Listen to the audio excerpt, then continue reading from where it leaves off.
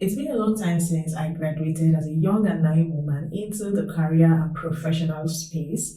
And over time, I've had to learn a lot of things. One of these is negotiating. Today, I am going to be telling you other ways that you can negotiate apart from negotiating only the figures attached to be the only source of compensation for your employment. And this will help you to negotiate better even as you continue to accept and reject various offers in the course of your professional journey. Welcome back to my channel. My name is Veronica and I welcome you if you are a loyal subscriber already. But if you have not joined the community, what are you waiting for? On this channel, we'll talk about finance, self-development, and my lifestyle in general. You're going to be seeing more diverse kind of content on this channel that will encourage you to grow and to become a better person. Having said all of this, let's talk about negotiation as we delve into today's video.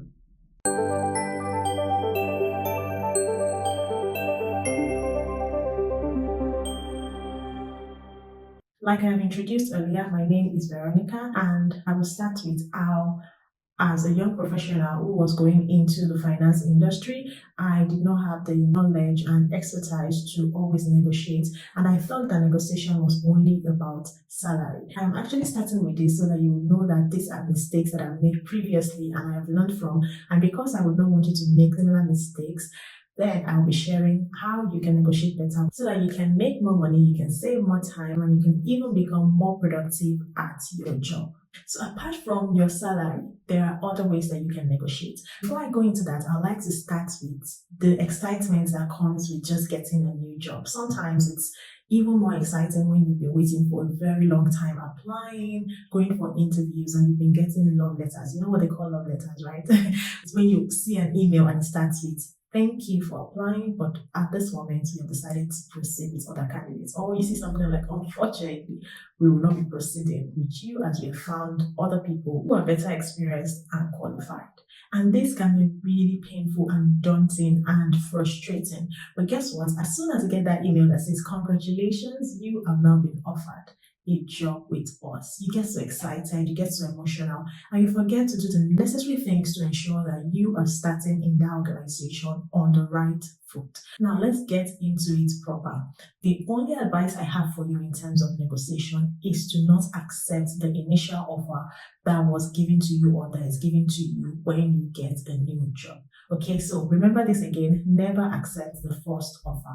Okay, now it depends on what you agree on or what you're going to be negotiating on. But the truth is that there are wide ranges of benefits and compensation that you can negotiate rather than your salary. If you can negotiate your salary, that's actually perfect. So I'm just saying that on another hand, if that is the top band that they can go for you or they can compensate you with for your salary, then there are other things that you can negotiate. So I'm going to break it down into things that you should negotiate before you accept your offer and the things that you should negotiate after, or that you can negotiate after you have accepted your offer and as you grow in the organization, like monthly reviews on the first month, on the third month, on the sixth month, even after your probation. The main thing is to know that you will be a self-advocator for yourself as you go into an organization. Apart from being a self-advocator, you will also be a spokesman for yourself to communicate your basic needs so that you will understand whether it is available for you or not.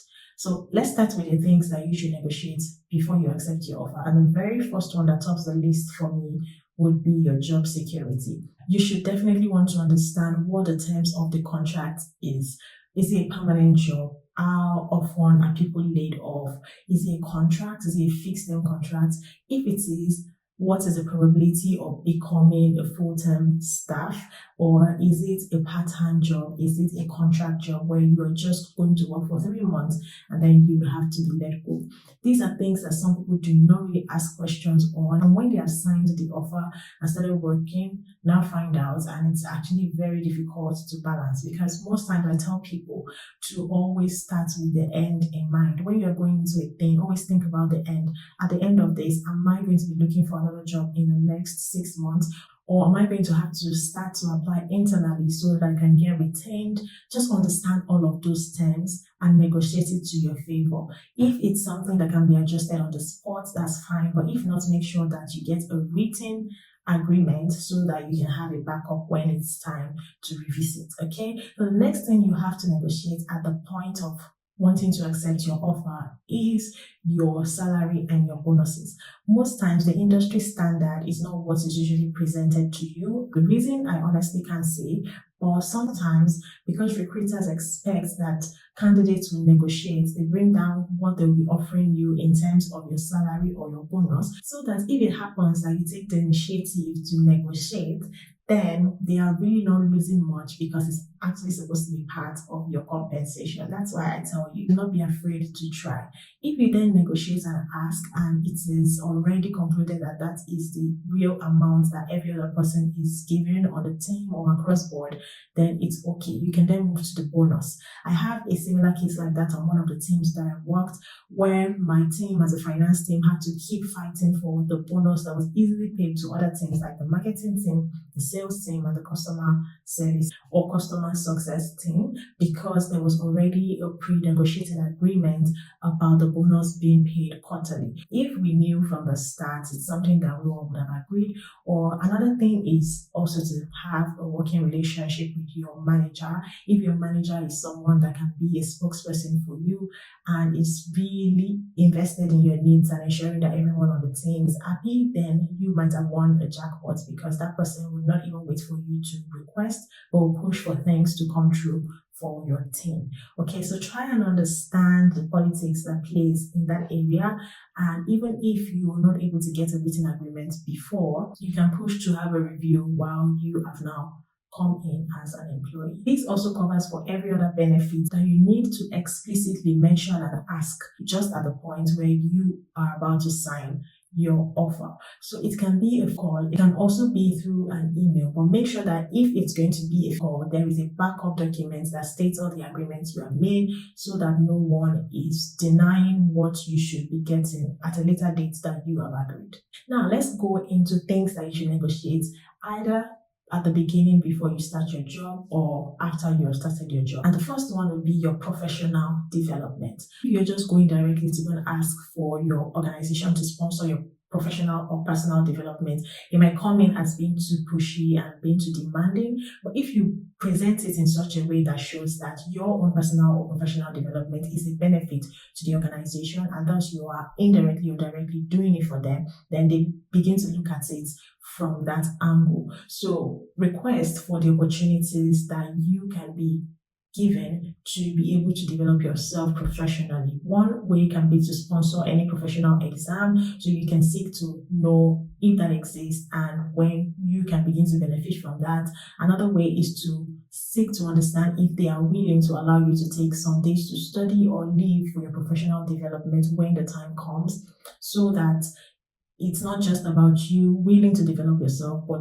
about the organization supporting you and allowing you to go when it's time for you to do that. So even if they're not willing to support you monetarily, they should be willing to support you emotionally and time-wise, okay?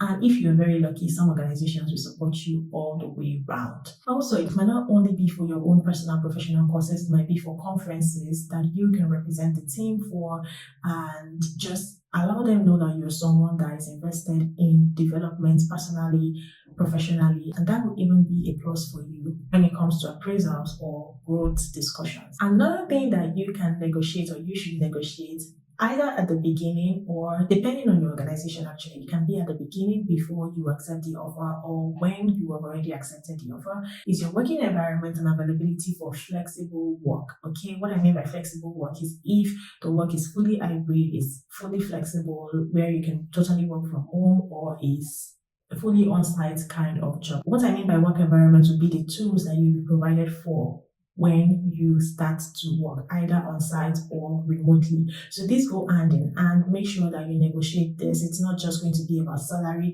If you bring it up at the beginning of the workspace and they say it's until you have been fully onboarded and you have spoken to your manager, then you'll be able to work something out. Then you can decide whether or not to go ahead to sign the offer. But if that works for you, at least there should be a basic understanding of whether the job is fully flexible, hybrid, or on-site.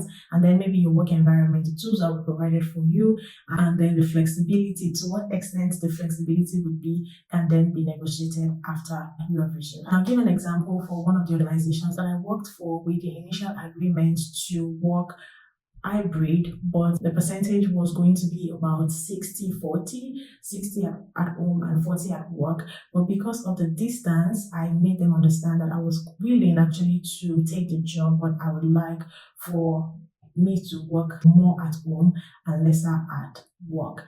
And it took time, but with the discussion and with the level at which I was able to catch up with the training, my manager was able to then agree on me working more at home as long as he saw that I was being productive and I was meeting up to the deadlines and to the work that was given to me. Okay, so these are other ways that you can negotiate.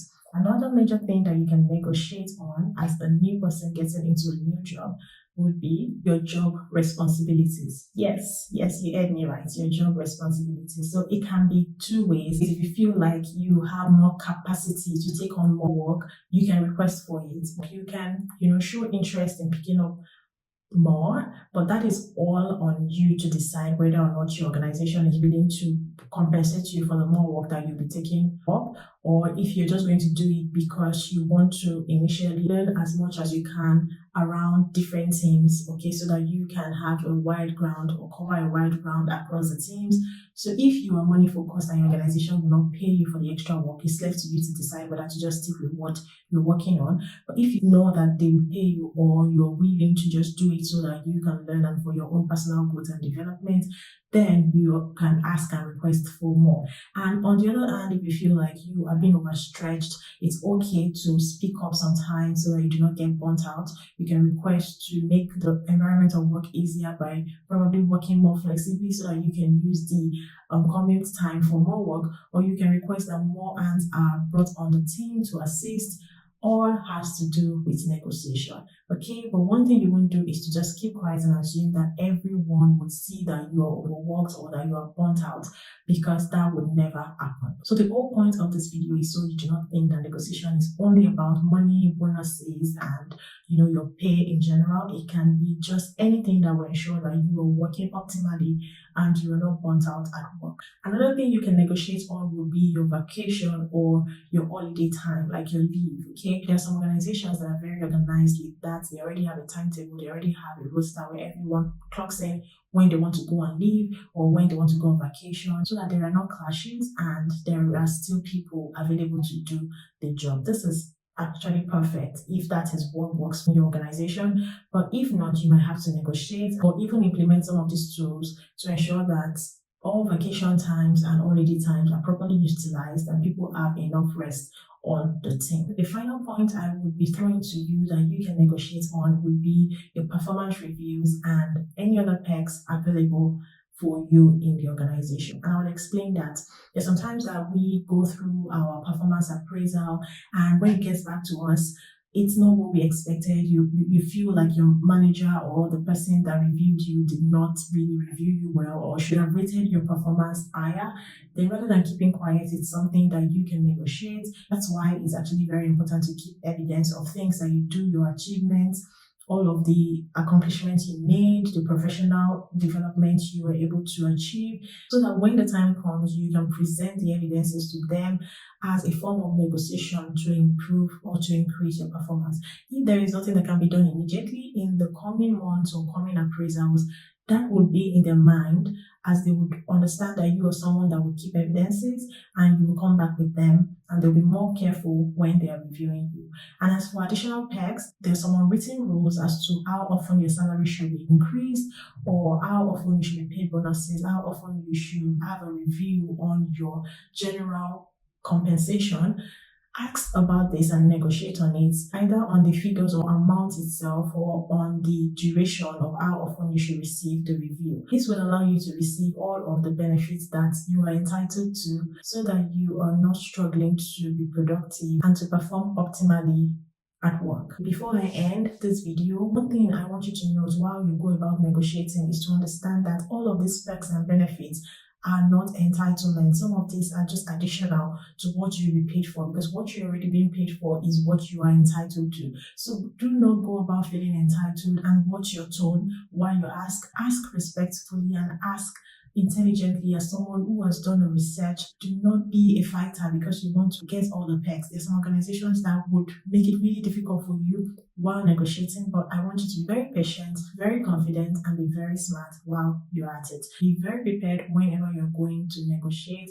Be sure that you've researched, you've checked the industry standards, you've checked what other people in your own industry or on your own team are being awarded or rewarded with, so that you do not go and request for things that do not even exist and you're not even entitled to in the first place. You can be sure to speak to your colleagues that you've gotten used to and understand how things work, because I kid you not, there are a lot of things that you might not know of that might be going on, but until you ask, you will not get your answer. So do your research, and as soon as you've done that and you're entitled to it, then go ahead and negotiate away. Sometimes the fear that you have about what you want to negotiate on doesn't really exist, and until you take the step to ask and push for things, you might not really get them. I hope this encourages you to try to push the fear aside and speak up for yourself, because you are your only best advocate, especially in your workplace. And for women that are always scared to put their best foot forward, to speak for themselves, especially if you are in a male-dominated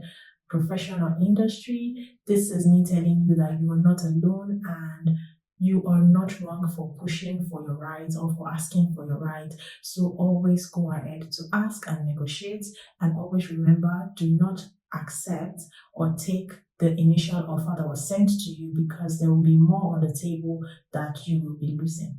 So having said all of this, if you've ever been in a shoe where you were supposed to negotiate but didn't negotiate, let me know how it went. Or are there any more things that you think that professionals should negotiate that I have not talked about or that I have not mentioned? Please put it in the comment section below and let's all learn. You can also share your experiences as well. And I hope that more people have the courage and bravery to ask for what they deserve. Thank you so much for watching this video till this very end. Let me know if you enjoyed it, and if you want me to make more videos about the workplace, or if you have any topics that you want me to talk on, put it in the comment section below and I'll get to it. If not, be sure to share my videos to people that you know it will benefit, and most especially subscribe and turn on the notification bell so that whenever I put up similar videos as this, you will be the first to be notified. Thank you so much once again for watching till this end, and I'll see you all in my next video. Bye!